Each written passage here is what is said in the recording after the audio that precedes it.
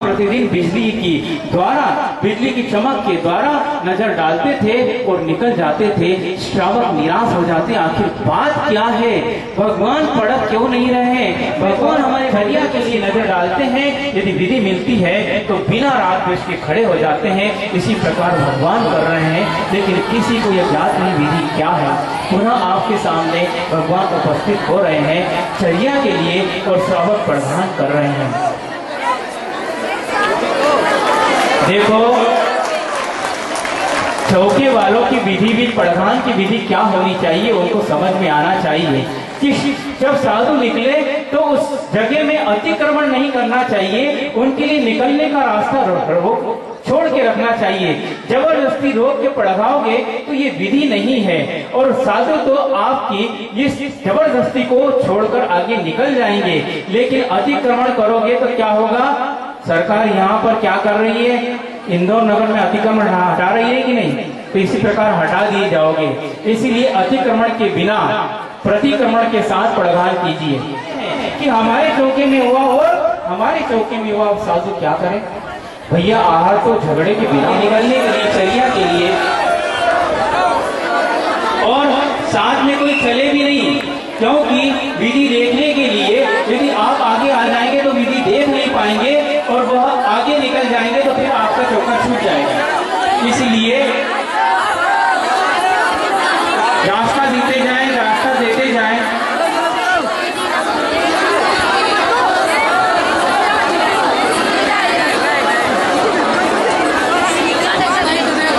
तो इस प्रकार 6 महीने तक आहार के लिए निकले।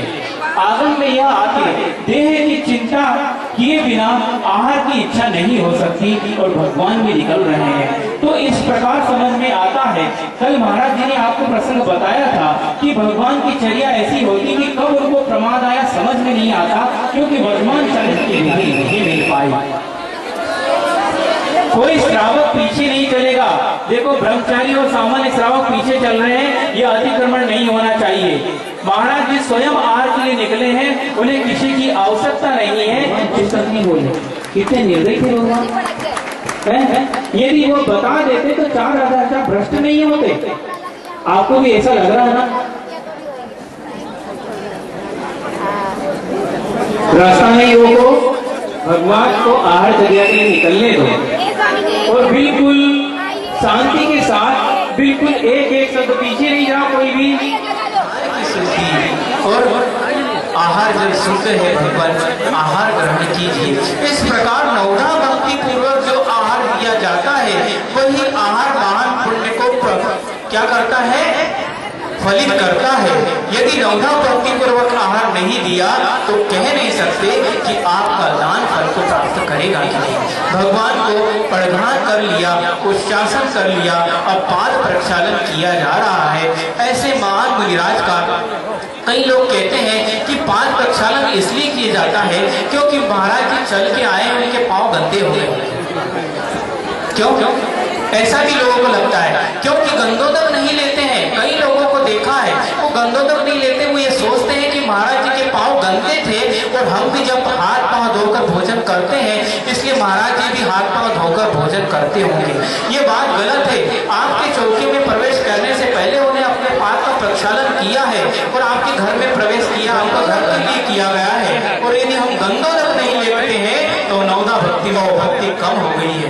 इसलिए यह भी जरूरी है, और भगवान की पूजा हो रही है। क्योंकि सब सगर जी के चरणों में हम झुका रहे अपना माता, जिनके जीवन की हर चर्या बन पड़े स्वयं ही नवमाता। जय का सुधार से फिक्राते हैं गली गली, जिनके दर्श से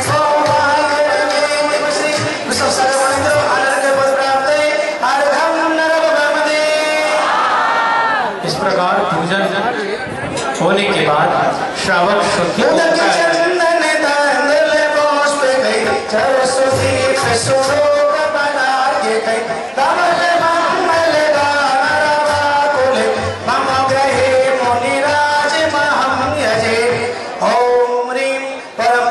ऋषभ सागर के चनारे में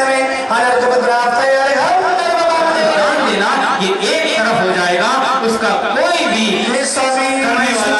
वचन शुद्धि, काय शुद्धि, मुद्रा छोड़ अंजलि बची है, क्योंकि अंत समय में संलेखना को भी धारण करना है। तो खड़े रहने की जब तक शक्ति होती है तब तक मुनिराज आहार को ग्रहण करते हैं। जब खड़े होने की शक्ति खत्म हो जाती है तो आहार का त्याग करके संलेखना व्रत को धारण करके ये वीर शर्या को इस दुनिया को बता देते हैं कि हम आहार केवल क्षुधा वेदनी की शान के लिए कर रहे थे, कभी इंद्रिय विषयों के लिए अथवा शरीर की पुष्टि के लिए नहीं कर रहे थे। तो भगवान के सामने वो श्रेयांश राजा खड़ा है, भगवान आपके अंजलि में आहार देना है भगवान, लेकिन आप अपनी शरीर की पुष्टि के लिए आहार नहीं कर रहे हैं, अपनी इंद्रियों की तृप्ति के लिए आहार नहीं कर रहे हैं, अपने शरीर को बलशाली बनाने के लिए आप आहार नहीं कर रहे हैं, अपने शरीर को ध्यान की वृद्धि के लिए, संयम की वृद्धि के लिए आहार कर रहे हैं। और मैं भी आपको आहार दान दे रहा हूं तो भगवान मेरे अंदर भी संयम का भाव आए। प्रत्येक श्रावक में महाराज जी को केवल ज्ञान हो गया और आपके आहार का धन्य धन्य हो गया। इसी प्रकार आहार दान के बाद पंच आश्चर्य उत्पन्न होते हैं श्रेयांश राजा के यहाँ। यह ऋद्धिधारी मुनिराज और तीर्थंकर को आहार देने का प्रतिफल है। उनके यहाँ रत्नों की वृष्टि होती है, सुगंधित वायु बहने लगती है और फूलों की वर्षा होती है। देव यहाँ पर जो है वीर सेवा दल वाले नगाड़े बजाते हैं, वहां तो देव स्वयं आपके नगाड़े बजाते हैं। और धन्य है प्रभु आप, धन्य है आहार दान और धन्य है श्रेयांश राजा आहार दान देने वाला। आहार दिया गया और केवल एक ही क्षीरान्न का आहार और इक्षु रस का आहार लेकर उन्होंने अपनी तृप्ति की। इस प्रकार आहार चालू हो गया है और अब यहाँ मुनिराज भी अपनी आहारचर्या को निकलेंगे।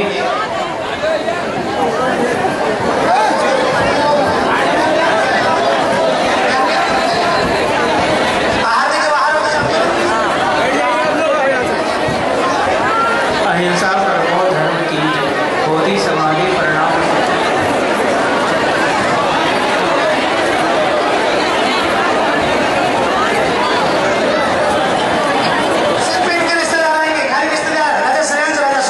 चौके वाले सूची का जल लेकर आ जाए मंच के पीछे।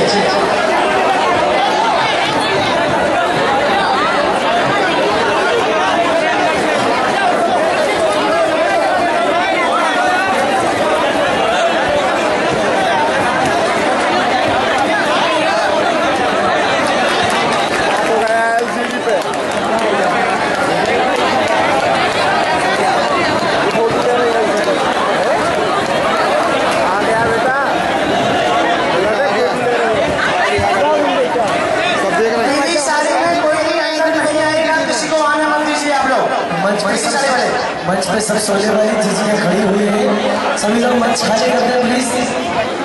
पीले कपड़े वाले, धोती दुपट्टे वाले, साड़ी वाले कोई भी अंदर नहीं आएंगे, सिर्फ कपड़े वाले, सफेद कपड़े वाले।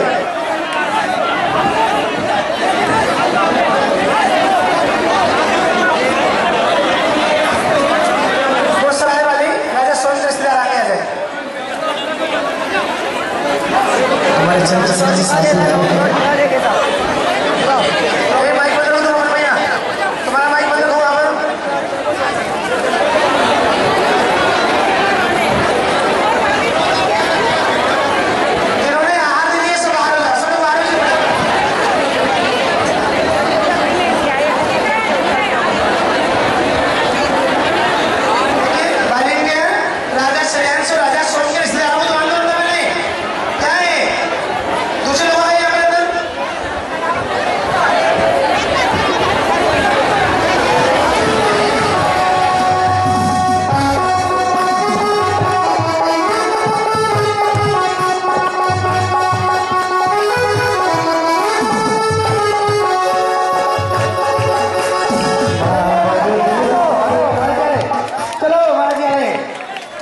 चलो भाई।